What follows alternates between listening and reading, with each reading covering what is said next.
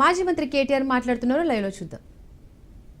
తర్వాత గత 15-16 నెలల్లో వీళ్ళు ఒకటే సింపుల్ మంత్రం పెట్టుకున్నారు. 3D Mantra: deception, destruction and distraction. Deception అంటే మోసం, డిస్ట్రక్షన్ అంటే విధ్వంసం, డిస్ట్రాక్షన్ అంటే దృష్టి మళ్లించడం. ఈ 3D మంత్రం పెట్టుకొని ఇవాళ 15-16 నెలల్లో విచ్చలవిడిగా ఒకవైపు విధ్వంసం చేస్తూ, పేదల బతుకులు ఛిద్రం చేస్తూ, రైతులు ఇప్పుడిప్పుడే బాగుపడి దేశానికే అన్నం పెట్టే స్థాయికి చేరుకున్న రైతన్న కడుపు మీద కొట్టి, మరొక వైపు ప్రజల దృష్టి మరల్చి ఒక భయంకరమైన ఆర్థిక దోపిడీకి రేవంత్ రెడ్డి ప్రభుత్వం పాల్పడుతూ ఉంది. చాలా రకాలుగా పాల్పడుతున్నారు. గతంలో కూడా మేము కొన్ని బయట పెట్టాం. ఈరోజు మరొక కుంభకోణాన్ని మీ దృష్టికి తీసుకొని రావాలి, మీ ద్వారా ప్రజల దృష్టికి కూడా తీసుకొని రావాలి. దేశం మొత్తం నివ్వెరపోయి చూసిన ఘటన మన హైదరాబాద్ సెంట్రల్ యూనివర్సిటీలో జరిగిన పర్యావరణ విధ్వంసం, పర్యావరణ హననం. కానీ అక్కడ జరిగింది కేవలం పర్యావరణ విధ్వంసం, పర్యావరణ హననం మాత్రమే కాదు, మూగజీవుల ప్రాణాలు తీయడమే కాదు. రేవంత్ రెడ్డి గారి ప్రభుత్వం చాలా సక్సెస్ఫుల్గా ఒక అతిపెద్ద ఫైనాన్షియల్ ఫ్రాడ్ అనే దానికి కూడా మొన్న ఈ సెంట్రల్ యూనివర్సిటీ పక్కన ఉన్న అటవీ భూములు ఏవైతే ఉన్నాయో వాటిల్లో వారు చేయడం జరిగింది. ఇది ఒక నేరపూరిత కుట్ర, క్రిమినల్ కాన్స్పిరసీ, విశ్వాసఘాతకం తెలంగాణ ప్రజల పట్ల.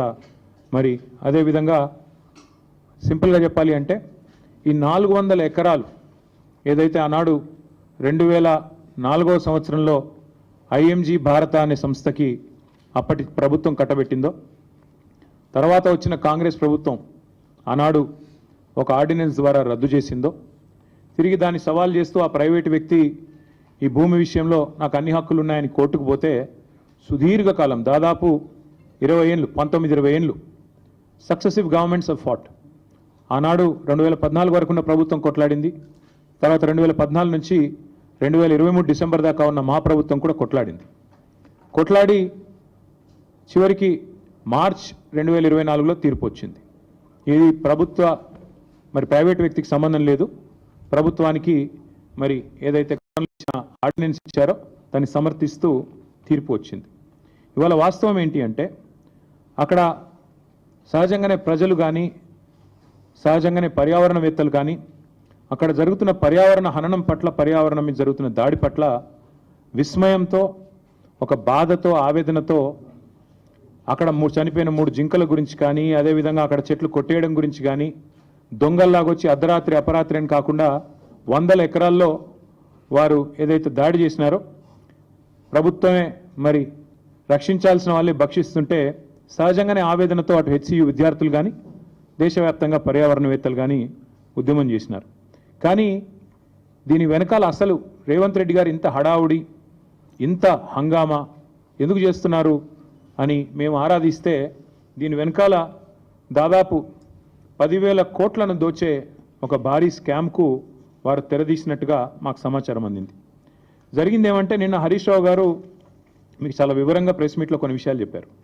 ఎట్లా ఈ ప్రభుత్వం సుప్రీంకోర్టు గైడ్లైన్స్ని తుంగలో దొక్కుతోంది, సుప్రీంకోర్టు తీర్పులను బేఖాతరు చేస్తోంది, ఎట్లా వాల్టా చట్టాన్ని ఉల్లంఘించింది, ఎట్లా ఫారెస్ట్ యాక్ట్ని కూడా, ఎట్లా ఫారెస్ట్ కన్జర్వేషన్ యాక్ట్ని కూడా ఎట్లా ఉల్లంఘించింది, ఇవన్నీ విషయాలు కూడా నిన్న వారు చాలా వివరంగా చెప్పారు. నేను వాటి జోలికి పోను. కానీ నేను చెప్పేది ఒక సరికొత్త ఆర్థిక నేరానికి ఏదైతే రేవంత్ రెడ్డి ప్రభుత్వం తెరలేపిందో, ఒక గోల్మాల్ ఏదైతే చేస్తూ ఉందో దాని విషయాల్లో నేను మీకు కొన్ని విషయాలు చెప్పాలనుకుంటా ఉన్నా. ఎక్కడ స్టార్ట్ అయింది అసలు ఈ కుంభకోణం అంతా కూడా? అసలు ఇందాక నేను చెప్పినట్టు ఈ భూమి ఏదైతే ఉన్నదో, ఈ 400 ఎకరాల అడవి భూమి అనే మాట నేను చాలా స్పష్టంగా, అటవీ భూమి అనే మాట పూర్తిగా ఉన్న అవగాహనతో మాట్లాడుతున్నా. అది కూడా చాలా స్పష్టంగా సుప్రీంకోర్టు తీర్పుల ఆధారంగా మాట్లాడుతూ ఉన్నాను. ఎందుకంటే నిన్న హరీష్ రావు గారు మీకు చెప్పారు, మీరు చూశారు. సుప్రీంకోర్టు 1996లోనే, అంటే దాదాపు 30 ఏళ్ల కిందటనే స్పష్టమైన తీర్పు ఇచ్చింది. అడవి అని ప్రత్యేకంగా రిజర్వ్ ఫారెస్ట్ అని డిక్లేర్ చేయకపోయినా అడవులకు ఉండాల్సిన లక్షణాలు ఉంటే 0.4 క్యానపీ ఉంటే ఖచ్చితంగా అది ప్రైవేట్ ల్యాండ్ అయినా ఓనర్షిప్ ఎవరిదైనా ఖచ్చితంగా దాన్ని అటవీ భూమిగానే గుర్తించాలి అని సుప్రీంకోర్టు తీర్పు ఇవ్వడమే కాకుండా సుప్రీంకోర్టు రాష్ట్ర ప్రభుత్వాలకు ఆదేశం కూడా ఇచ్చింది. ఏమని? మీ దగ్గర సుప్రీంకోర్టు తీర్పుకు అనుకూలంగా ఓనర్షిప్ ఎవరిదున్నా అట్లాంటి భూములు ఎక్కడెక్కడ ఉన్నాయి లెక్క తీయండి, దాన్ని రిజర్వ్ ఫారెస్ట్గా ఆల్రెడీ డిక్లేర్ చేసి ఉన్నా చేయకపోయినా ఆ లిస్టు మాకు పంపించండి అంటే ఇక్కడ కూడా మన తెలంగాణ ప్రభుత్వం కూడా రేవంత్ రెడ్డి ప్రభుత్వం కూడా సుప్రీంకోర్టు ఆదేశాలకు అనుగుణంగా ఒక కమిటీని కూడా ఏర్పాటు చేసింది ఆ స్థలాలను గుర్తించడానికి. అందుకే 0.4 క్యానపీ ఉన్న ఈ భూమి ఖచ్చితంగా అటవీ భూమి. మీరు చూస్తారు సుప్రీంకోర్టు ఆల్రెడీ దాన్ని అటవీ భూమిగానే చెప్పింది. మన జస్టిస్ గవాయ్ గారు కూడా చెప్పారు. ఫారెస్ట్ కన్జర్వేషన్ యాక్ట్ 1980 1980 ప్రకారం రేవంత్ రెడ్డి గారు చేసిన అతిపెద్ద ఫైనాన్షియల్ ఫ్రాడ్ ఏంటి అంటే ఒక అటవీ భూమిని ఇవాళ తాకట్టు పెట్టడం లేదా అమ్మడం ఆ అధికారం గవర్నమెంట్ కూడా లేదు. మీకు తెలుసు పోడు పట్టాలు మేము ఇచ్చాం గతంలో. పోడు పట్టాలు కూడా మీకు తెలుసు ROFR కింద పోడు పట్టాలు కూడా they won't give you complete rights on the land. మీరు దాన్ని అక్కడ సాగు చేసుకున్న దానికి అవకాశం ఉంటుంది, పొజిషన్కి అవకాశం ఉంటుంది తప్ప ఓనర్షిప్ ఉండదు, దాన్ని అమ్మేదానికి అవకాశం ఉండదు పోడు పట్టా విషయంలో కూడా. అట్లాగే ఈ అటవీ భూమి ఏదైతే ఉందో అడవి లక్షణాలు కలిగి ఉన్న భూమి ఏదైతే ఉందో 1980 ఫారెస్ట్ కన్జర్వేషన్ యాక్ట్ ప్రకారం ఇది మొత్తం రేవంత్ రెడ్డి గారికి తెలుసు. ఆయనకు తెలియదని కాదు, ఆయనకు తెలియకుండా జరిగిందనడానికి కూడా లేదు. ఇక్కడ ఇంపార్టెంట్ ఇష్యూస్ 2-3 నేను మీకు స్పష్టంగా చెప్తాను.